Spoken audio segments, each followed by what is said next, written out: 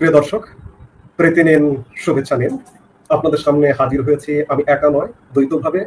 আমার সঙ্গে মুখোমুখি হয়েছেন আজকে नरेंद्र, आपने अनाउंस किया था बंगाल की सभी 294 सीट्स पर आप ही कैंडिडेट है। बड़ी बड़ी बात छोड़िए, ये चैलेंज स्वीकार कीजिए।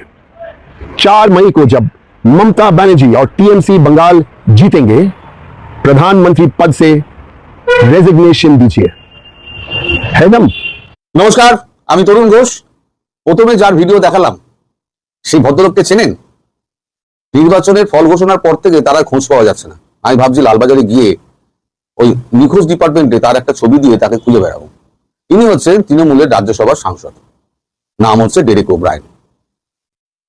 তিনি আবার নরেন্দ্র মোদী বলেন না, নরেন্দ্র। হ্যাঁ, অমন বাপের এমন প্রতিভান ছেলে নীল ওব্রায়েন, তার ছেলে হচ্ছে নীল ওব্রায়েন। সে একজন কুইজ মাস্টার, বিশ্বজোড়া তার নাম ছিল। আর তার কুসন্তান হচ্ছে এইটা, যিনি প্রধানমন্ত্রীর মর্যাদা পর্যন্ত রাখতে জানেন না। এইবারে ফল বেরোনোর পর থেকে তাকে আর খুঁজে পাওয়া যাচ্ছে না। আমি নানান রকমের চেষ্টা করেছি, আবার বড় বড় কথাও বলেছেন, যদি কলকাতার একটা সিট যদি পায় তৃণমূল, উনি ন্যাড়া হবেন। আমি সালা নাপিত দিয়ে ঘুরে বেড়াচ্ছি, ওকে আমি খুঁজে পাচ্ছি না যে বিনা পয়সা আমি ন্যাড়া করবো। কোথাও খুঁজে পাচ্ছি না। না দিল্লিতে খবর পাওয়া যাচ্ছে না, উত্তরপ্রদেশে নেই, মধ্যপ্রদেশে নেই, কলকাতায় নেই, কোথায় আছে মালটা খুঁজে পাওয়া যাচ্ছে না। ক্ষমতা যখন হাতে থাকে না দর্শক, তখন তার ক্ষমতার অপব্যবহার একেবারে দুর্দান্ত ভাবে হয়। একদিন ক্ষমতা মমতা ব্যানার্জির হাতে ছিল, মমতা ব্যানার্জি সপরিষদ তিনি ঘুরে বেড়াতেন। তার যত না ক্ষমতা ছিল তার থেকে বেশি ছিল ভাইপোর।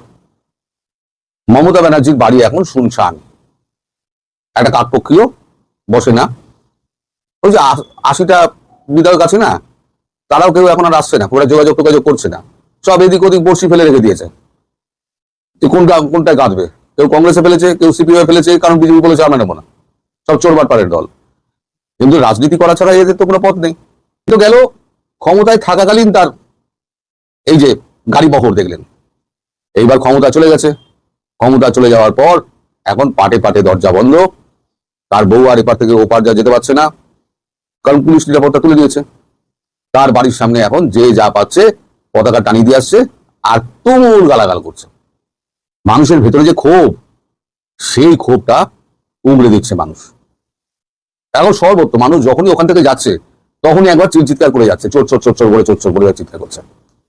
তাহলে ক্ষমতা চলে গেলে কি অবস্থা হয়? এদিকে তো ঘটনা ঘন ঘটা।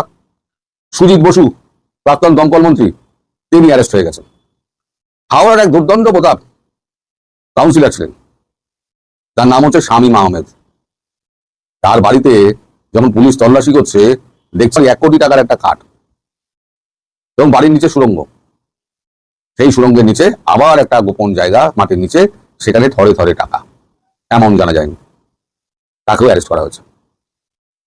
যত গুন্ডা মস্তান ছিল না, সব ভয় ছেড়ে পালিয়ে গেছে। এই যে এলাকা ফাঁকা দেখছেন, এই এলাকা ফাঁকার একটাই কারণ, বিজেপির ভয়ে তার যে যত গুন্ডা মস্তান ছিল, সেই গুন্ডা মস্তানেরা সব কীর্তান দিয়েছেন, অন্য রাজ্যে গিয়ে বসে আছেন।